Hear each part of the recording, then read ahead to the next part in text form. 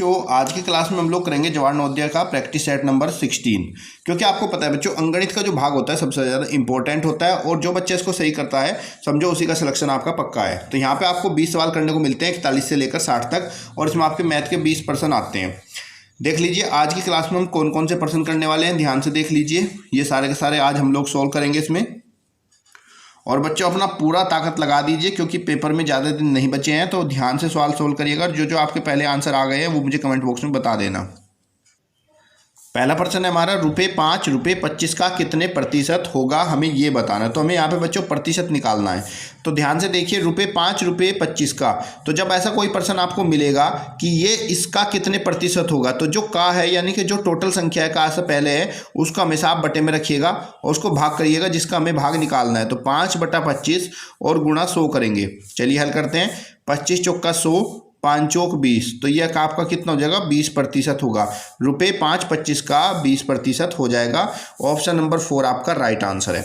दूसरा बच्चों ध्यान रखिएगा, जब हम इसको हल करते हैं तो यूनिट भी सेम होनी चाहिए, क्योंकि ये जो हमारा प्रश्न था यहाँ पे था ₹5 और किसका, ₹25 का। तो यहाँ पे दोनों के दोनों ही आपकी यूनिट देखो समान है, जो ये भी रुपए में है और ये भी रुपए में। अगर कोई प्रश्न आपका ऐसा आता है कि एक यूनिट अलग है, मान लीजिए कह देता है यहाँ पे कि 5 पैसे ₹25 का कितना प्रतिशत होगा, अगर आप इसको ऐसे हल करते हैं तो ये गलत हो जाता। पहले आपको यूनिट बराबर करनी पड़ेगी। जैसे ये पैसे में है तो इसको भी आपको पैसे में ही बदलना पड़ेगा। अगर ये ₹25 है तो आप इसको पहले 25 को 100 से गुणा करके 2500 पैसे हो जाएगा, तब जाके आप इसको सोल्व करोगे। तो जब आपका ऐसा प्रश्न आएगा तो आपको ये ध्यान रखना है कि यूनिट हमारी समान होनी चाहिए। तो यहाँ तो समान ही थी। दूसरी बात देख लीजिए, XY का कितना प्रतिशत होगा, XY का। तो ध्यान रखिएगा, का से पहली जो संख्या होगी यानी कि जो टोटल संख्या होगी वो हमेशा बट्टे में रहेगी, और जिस संख्या का हमें प्रतिशत निकालना है वो ऊपर और गुणा में 100। इसी तरीके से यहाँ ₹5.25 का कितने प्रतिशत है, इसी प्रकार से हमने 5/25 गुणा 100 किया, तब जाके हमारा आंसर आ गया। क्लियर हो गया बच्चों। इस तरह के सवाल जो भी आएंगे आप ऐसे इसको सोल्व करना। अगला प्रश्न देख लीजिए, दो संख्याओं का लासा 36 है, एलसीएम दिया गया है, इसका एलसीएम 36 है और में से HCF मासा जो है वो आपका 6 है। पहली संख्या 12 है, तो दूसरी संख्या क्या होगी ये बताना है। पहली संख्या हमारी 12 दी गई है, दूसरी संख्या पूछ रहा है क्या होगा। तो जब बच्चों आपको पूछा जाए कि दूसरी संख्या क्या होगा या फिर दूसरी संख्या दिया जाए पहली संख्या क्या होगा, तो हमेशा ध्यान रखना एलसीएम गुणा HCF और बटे में दी गई संख्या। ठीक है, तो एलसीएम हमारा कितना है, 36 गुणा में HCF 6 और दी गई संख्या हमारी 12। 12 तिया 36, 6 तिया 18, तो हमारी जो दूसरी संख्या है वो 18 हो जाएगी। ऑप्शन नंबर 3 आपका राइट आंसर। ठीक है बच्चों, ये सूत्र आप याद रखना। जब आपको एलसीएम HCF और एक संख्या दिया जाए तो आप एलसीएम और HCF की गुणा और दी गई संख्या से इसको भाग करोगे तो आपकी दूसरी संख्या आ जाएगी। अगला प्रश्न देखिए, प्रश्न संख्या 43 बहुत ज़्यादा इंपॉर्टेंट है, ध्यान से इसको करना पेपर में।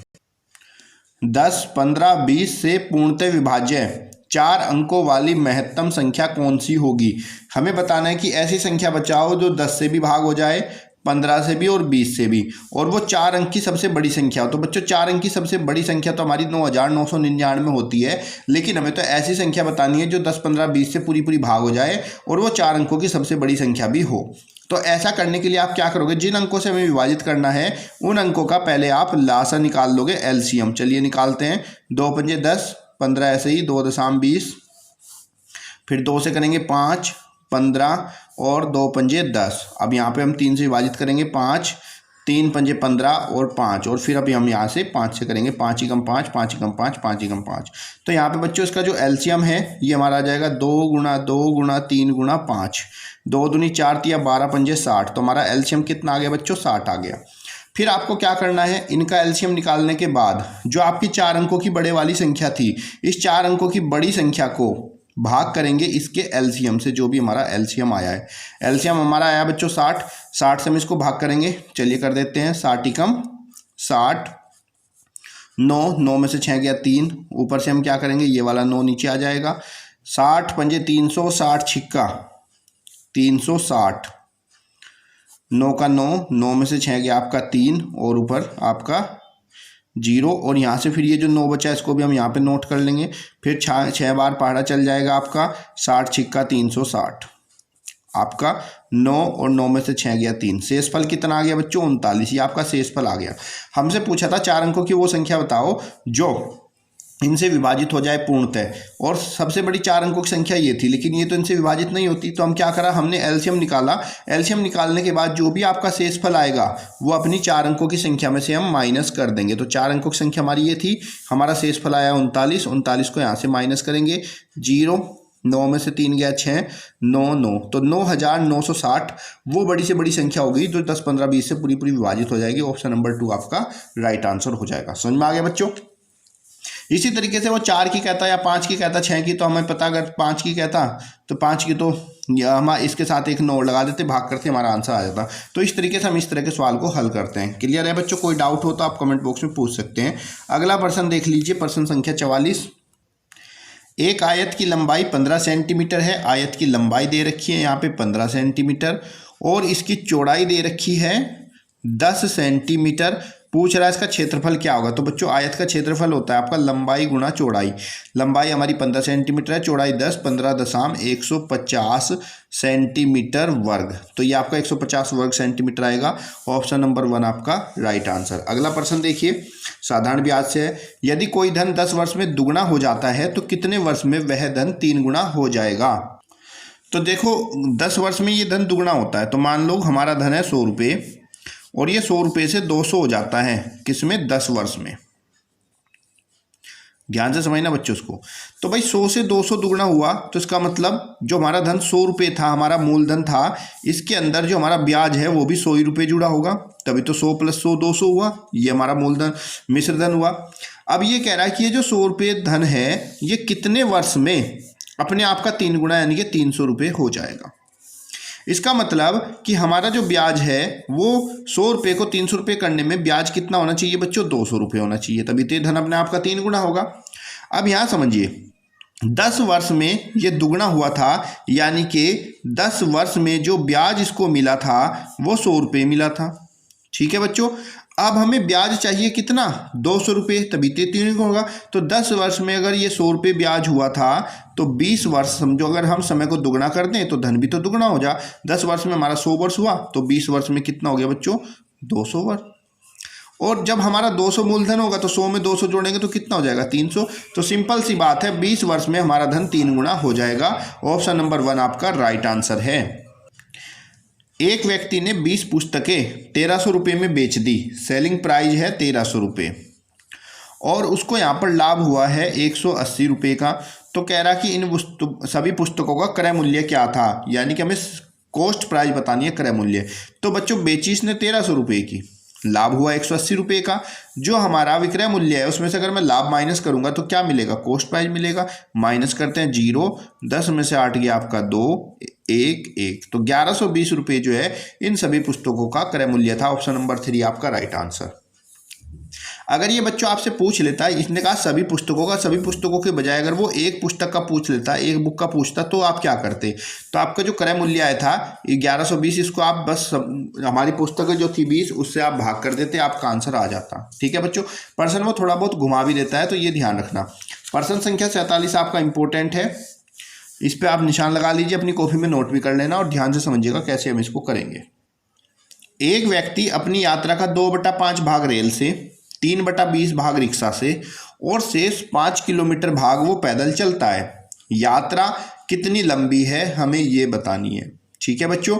तो आप मान लीजिए कि माना यात्रा की जो कुल लंबाई है, यात्रा की कुल लंबाई वो आपकी x किलोमीटर है। ठीक है। अब देखो रेल से कितना चला ये इंसान, देख लो, रेल से चला अपनी यात्रा का 2/5 भाग। यात्रा तो टोटल x है, तो रेल से चलेगा ये 2x/5 भाग। और रिक्शा से कितना चला वो भी देख लेते हैं। रिक्शा से आदमी चला अपनी यात्रा का 3/20 भाग, यानी कि 3x/20, और शेष 5 किलोमीटर चला ये पैदल, शेष 5 किलोमीटर ये पैदल चला। अब देखो इस पर्सन को हम यहाँ पे समीकरण के रूप देंगे कैसे। कुल लंबाई हमारी x थी, ये जो लंबाई हमारी x थी ये किसके बराबर होगी, जो रेल से चला, रिक्शा से चला और पैदल। रेल से चला 2x/5, रिक्शा से चला 3x/20 और पैदल चला 5 किलोमीटर। तो ये सब बराबर किसके होंगे, टोटल यात्रा के बराबर हो जाएंगे। अब हम इनका लासा ले लेंगे x, और इसको जो है देखो प्लस में बराबर से डलाएंगे तो कितना 2x/5, और इसको भी माइनस के 3x/20 बराबर किसके हो जाएगा 5 के। यहाँ पे हम इसके नीचे कुछ नहीं तो 1 लगाएंगे। 5, 20 और 1 का एलसीएम लेंगे यहाँ पे बच्चों हम। अब इसका हमने एलसीएम लिया, एलसीएम हमारा 20 आ गया। 5, 20 और 1 का, तो 1 के पढ़े में 20, 20 बार 20x, 5 चौक 20, तो 4 दूनी 8x और 20 ही कम 20, 3x बराबर में 5। हल करेंगे, 8 3 11, तो ये आपका हो जाएगा 20x माइनस 11x/20 बराबर में 5। 20 में से 11 गया आपका 9 बचा। 9x बराबर 20 की 5 से तिरछी गुणा होंगे तो 9x बराबर 100 और x बराबर आपका बच्चों 100/9 किलोमीटर हो जाएगा। ऑप्शन नंबर आपका तीसरा राइट आंसर है। क्लियर है बच्चों? कमेंट बॉक्स में पूछ लेना अगर कोई डाउट है आप लोगों को। अगला प्रश्न देखिए, किन्हीं 3 क्रमागत विषम संख्याओं का योगफल 51 है तो प्रथम 2 संख्याओं का वर्ग कितना होगा। 3 क्रमागत विषम संख्याओं का योगफल 51 है, प्रथम 2 संख्याओं के वर्ग का योगफल कितना होगा। तो आप मान लीजिए विषम संख्या पूछ रहा है तो पहली से विषम संख्या को आप मान लो x है क्रमागत, उससे अगली विषम संख्या आपकी x+2 हो जाएगी और उससे अगली विषम संख्या आपकी x+4 हो जाएगी। ठीक है बच्चों, जब भी आपको ऐसे क्रमागत विषम संख्याओं का योगफल दे तो पहली विषम संख्याओं का आप x मानो, दूसरी को x+2 और तीसरी को x+4, यानी कि हर एक में हम 2 प्लस करते जाएंगे तो हमें अगली विषम संख्या मिल जाएगी। अब उसने कहा इन सब का योगफल 51 है। प्रश्न के अनुसार x+2 और x+4 बराबर क्या है 51 है।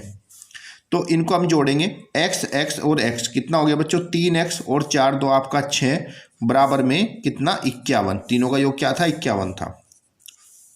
सो 3x बराबर 51 माइनस 6, तब 3x बराबर 51 में से 6 माइनस करेंगे, 11 में से 6 गया 5 और 4 45 और x बराबर बच्चों 15/3, 3 से 45/3, 3 से 45 काटेंगे तो कितना आएगा 15। तो x का मान कितना आ गया आपका बच्चों 15 आ गया। ठीक है, तो पहली संख्या हमारी विषम कितनी हो गई 15 जो कि x थी। दूसरी संख्या थी x+2, 15 में 2 जोड़ेंगे तो अगली संख्या 17 और उसके अगली संख्या आपकी 19 आ जाएगी। उसने कहा कि प्रथम 2 संख्याओं के वर्ग का योगफल बताओ। तो प्रथम 2 संख्याओं के वर्ग का योगफल, पहली संख्या कितनी है 15, तो 15 का वर्ग करो यहाँ पे, और दूसरी विषम संख्या है 17, 17 का भी वर्ग करो। 15 का वर्ग हो गया आपका 225 और 17 का वर्ग हो गया 289। प्लस कर लीजिए, 9 5 14, 8 2 10 और 1 11, 2 2 4 और 1 5, कितना आ गया बच्चों 514। ये आपका आंसर हो जाएगा ऑप्शन नंबर 3 आपका राइट आंसर। क्लियर है बच्चों? जब भी आपको क्रमागत विषम संख्या कहा जाए तो ध्यान रखना आपको कि पहली संख्या को आप x मानिए, दूसरी संख्या में +2 करोगे तो अगली संख्या आ जाएगी, उसमें +2 करोगे अगली, ऐसी हमारी लगातार विषम संख्या आती रहेंगी। अगला प्रश्न देखिए, किसी वस्तु के अंकित मूल्य को 750 को बढ़ाकर 800 कर दिया है तो लाभ प्रतिशत क्या होगा। देखो कॉस्ट प्राइस जो है इस पे 750 रुपये लिखा हुआ था और इसकी जगह इसको बेचने का मूल्य जो है वो 800 रुपये कर दिया गया। तो पूछ रहा है लाभ प्रतिशत कितना होगा। तो पहले बच्चों लाभ निकाल लेते हैं। 750 रुपये का सामान को 800 का बेचा तो लाभ बराबर क्या होता है विक्रय मूल्य, 800 में से 750 को माइनस कर दीजिए तो उसको जो लाभ है प्रॉफिट है वो 50 रुपये का इसको लाभ हो जाएगा, माइनस करेंगे। पूछ रहा है लाभ प्रतिशत, तो बच्चों प्रॉफिट प्रतिशत यानी कि लाभ प्रतिशत बराबर होता है आपका लाभ जो कि 50 आया और उसको भाग करते हैं कॉस्ट प्राइस से 750 और गुणा में 100। चलिए 0 से 0 काट देते हैं और 5 से 5 ही कम 5, 15 पंजे 75, फिर 5 से कटेगा 5 दूनी 10 और 100 कटेगा 50 बार, कितना हो गया आपका 50/2। ये आपका हो गया 50/3, क्योंकि 5 से काटेंगे तो 3 बार कटेगा बच्चों। अब इसको कर लेते हैं 16 3 48, 16 सही 2/3% जो है यहाँ पर इसको लाभ हो जाएगा। ठीक है, नहीं इसमें क्या था, ये हमारा 5 से हमने काटा, 5 दिया 15 और 5 दूनी 10, यहाँ पे 20 आएगा बेटा, 20/3 होगा। तो 20/3 होगा तो ये आपका 3 छंग 18 19 20, 6 सही 2/3% होगा। ऑप्शन नंबर आपका 4 राइट आंसर है। ठीक है बच्चों, यहाँ थोड़ी मिस्टेक थी, इसको समझ में आ गया होगा, मैंने ठीक कर दिया है। अगला देखिए प्रश्न संख्या 50। यहाँ पे बच्चों में 5 अंक दिए गए हैं, 1, 4, 6, 8, 9 और कह रहा है इनमें केवल एक बार प्रयोग करते 5 अंकों की सबसे बड़ी सम संख्या। तो सबसे बड़ी सम संख्या बतानी है। तो बच्चों सम संख्या होने के लिए अंतिम जो अंक है वो सम होना चाहिए और अंतिम अंक जो है सबसे छोटे वाली सम संख्या देखेंगे हम 4 है, तो यहाँ पे हम बच्चों 4 लिखेंगे और बाकी जो हमारी बची हुई संख्या है उनको हम घटते हुए क्रम में लिखेंगे, 9, 8, 6 और 1, तो हमारी जो सबसे बड़ी संख्या हो जाएगी वो हो जाएगी 98,614। ऑप्शन नंबर आपका 2 आपका राइट आंसर। जब भी आपको सम संख्या कहा जाए तो ध्यान रखना बच्चों, हम लोग जो है उसमें अंतिम अंक हमारा सम होना चाहिए। तो ये आपका प्रैक्टिस सेट नंबर 16 का भाग नंबर 1 था जो आज हमने कंप्लीट किया है। अगली क्लास में आप लोगों को इसका पार्ट नंबर 2 मिलेगा जिसके अंदर हम ये सारे क्वेश्चन यहाँ पे सोल्व करेंगे।